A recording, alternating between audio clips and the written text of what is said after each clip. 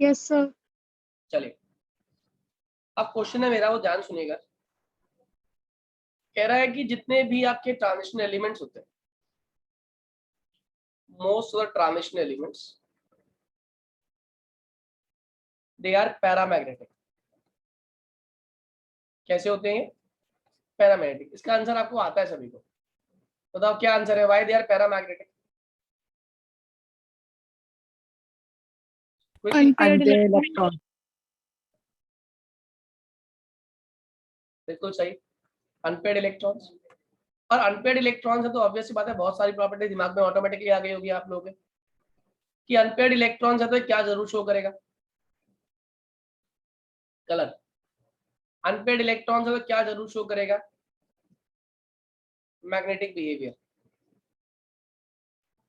हाँ है ना?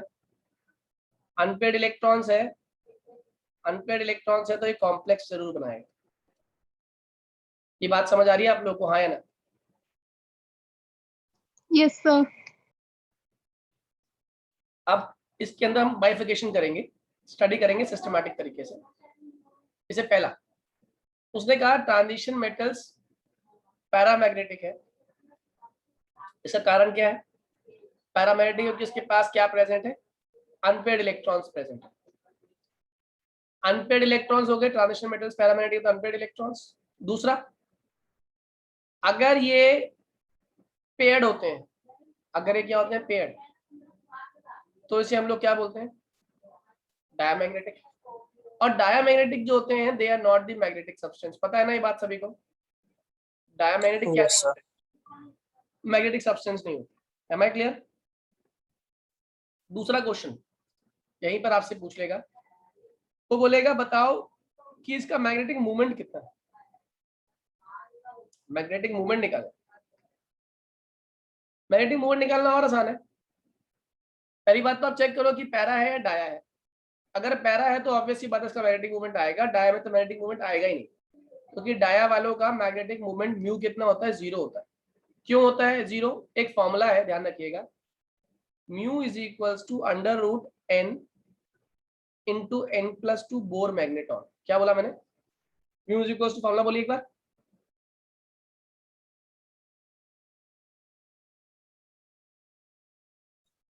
बोलो बच्चों फॉर्मूला एक बार। Mu is equals to under root n+2। समझ आ रहा है या नहीं? हाँ या ना? Yes, sir. Yes sir. यहाँ पे n क्या होता है बताओ जल्दी से? What is n? Sir number of unpaired electron. Number of unpaired electrons. अभी क्वेश्चन का जवाब दीजिएगा। आपके पास मैंने 2 एलिमेंट दे दिए, आपको कह दिया मैंने Cr2+ और आपको मैंने बोल दिया Mn3+, और कहा बताओ इनमें से ज्यादा मैग्नेटिक कौन होगा और क्यों, और इसका मैग्नेटिक मूवमेंट निकालिए। बताइए कैसे करेंगे? 1 मिनट दिया आपको करने के लिए।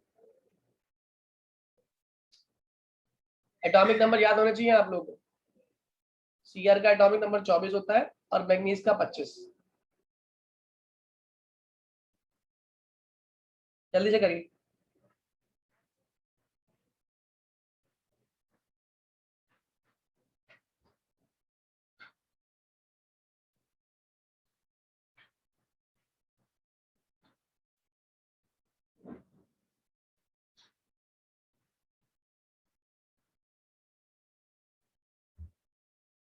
हो गया? Yes, sir. Cr की बात कर रहे हैं तो Cr का एटॉमिक नंबर 24 था, कॉन्फ़िगरेशन थी आर्गन 4s1 3d5। कितने इलेक्ट्रॉन निकालने हैं? 2। 2. एक ये निकलेगा, एक यहाँ से निकलेगा। हाँ या ना? एक यहाँ से निकाल दो, एक यहाँ से निकाल दो। बताओ कॉन्फ़िगरेशन क्या रहेगी? Argon 4s0 3d4। Am I clear? अब बताओ Mn3+ में क्या हो रहा है? Mn का एटॉमिक नंबर कितना था? 25। कॉन्फ़िगरेशन आर्गन 4s2 3d5 था। निकालिए कितने इलेक्ट्रॉन निकलेंगे इसमें से? 3. 3। बोलो कॉन्फ़िगरेशन। Argon 4s0 3d4. बहुत बढ़िया। अब डी में कितने हैं इसके पास? 4। इसमें भी डी में कितने हैं? 4। दोनों ही अनपेयर्ड है, तो इसका फॉर्मूला क्या आने वाला? Mu is equals to under root n into n+2 Bohr magneton, और n की वैल्यू कितनी लेने वाले हो आप? 4। तो it would be 4 into 4+2 Bohr magneton and it would come out as 4 into 6 under root 24। कितने लोगों को पूरी बात समझ आ गई? Yes, sir. चलिए निकालिए। Yes, sir. अब ये निकालिए एक बार बस फटाफट। आप निकल जाइए मुझे Na2+ और CO2+, इसका मैग्नेटिक मोमेंट बताइए फटाफट। इन दोनों का मैग्नेटिक मोमेंट कितना होगा, और ये पैरा होंगे, डाया होंगे, क्या होंगे, बताइए मुझे।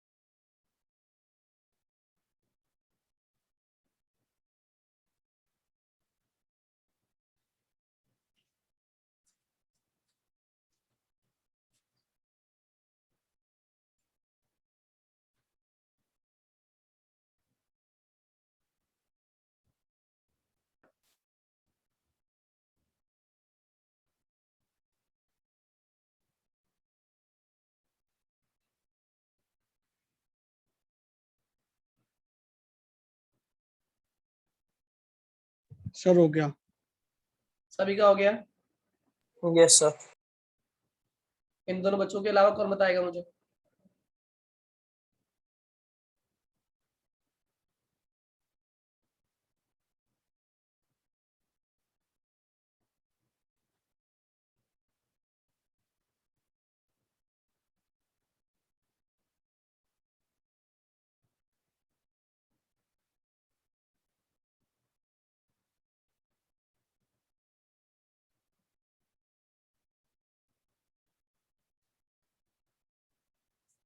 बोलिए। सर मैं बताऊं? बताओ चलो। सर निकल का सबसे पहले एटॉमिक नंबर 28 होता है, कोबाल्ट का 27। तो इसकी इलेक्ट्रॉनिक कॉन्फ़िगरेशन करिए निकल की, तो Ar18 4s2 3d8 और कोबाल्ट की है Ar18 4s2 3d7। ठीक है। सर एस में से 2 इलेक्ट्रॉन निकाल देंगे। अरे निकल बोलो, निकल तो क्या आपने निकल कितना बोला? निकल एटॉमिक नंबर कितना लिखा? सर 28। कॉन्फ़िगरेशन क्या बोली आपने इसकी? Ar18 4s2 4s2 3d8। 3d8। निकालने कितने हैं? 2।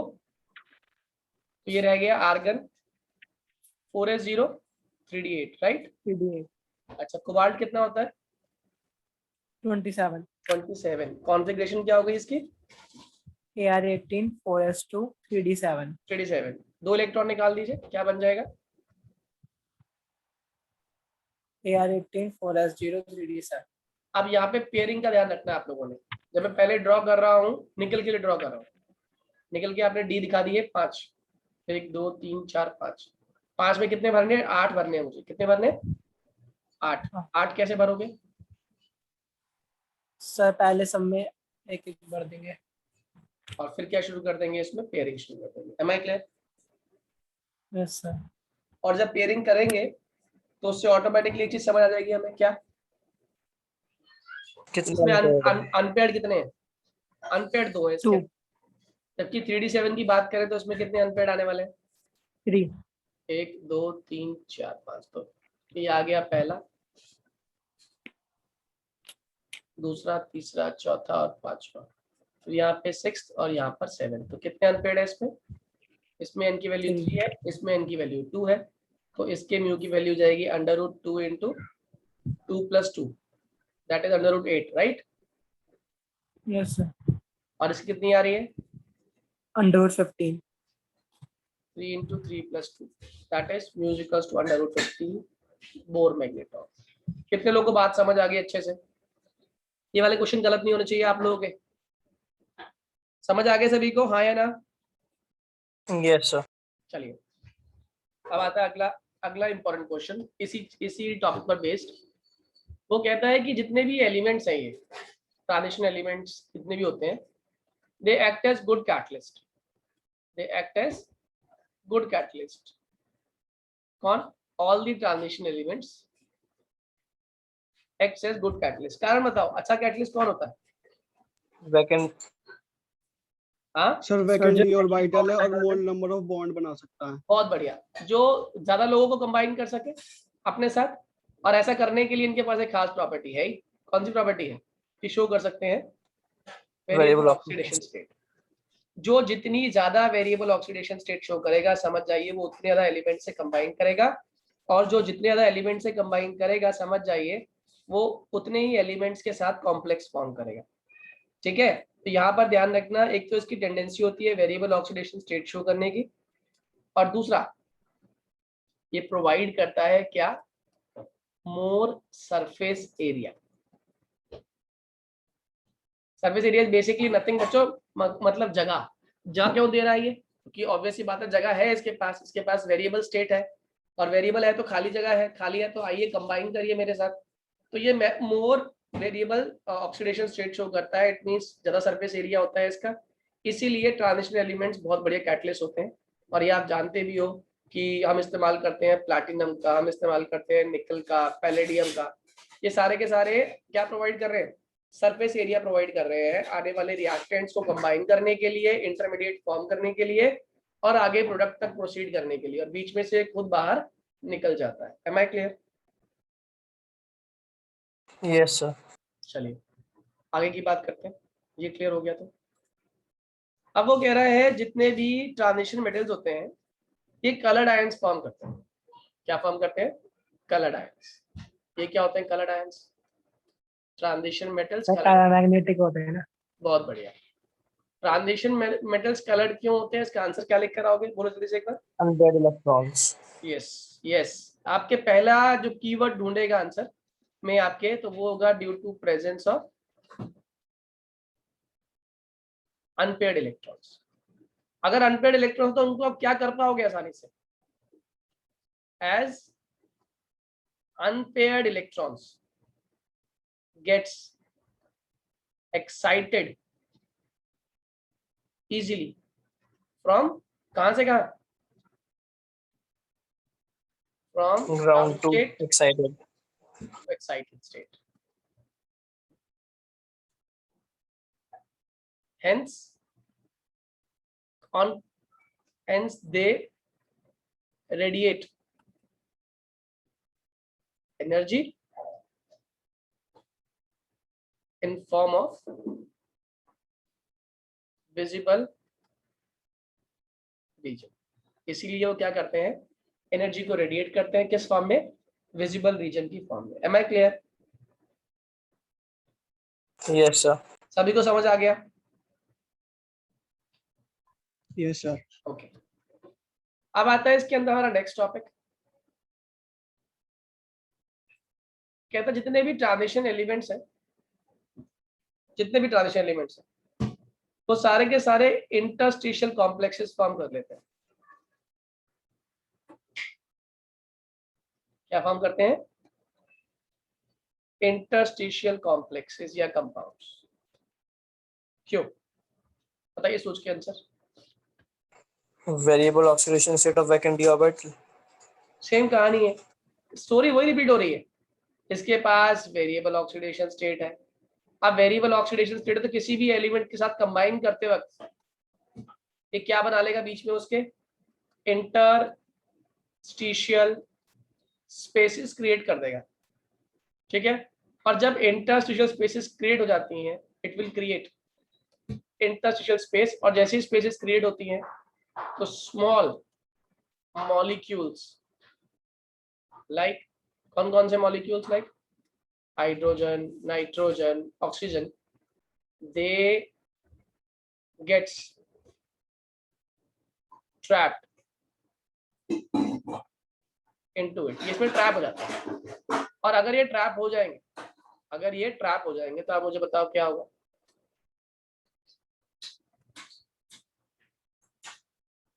It will result in formation of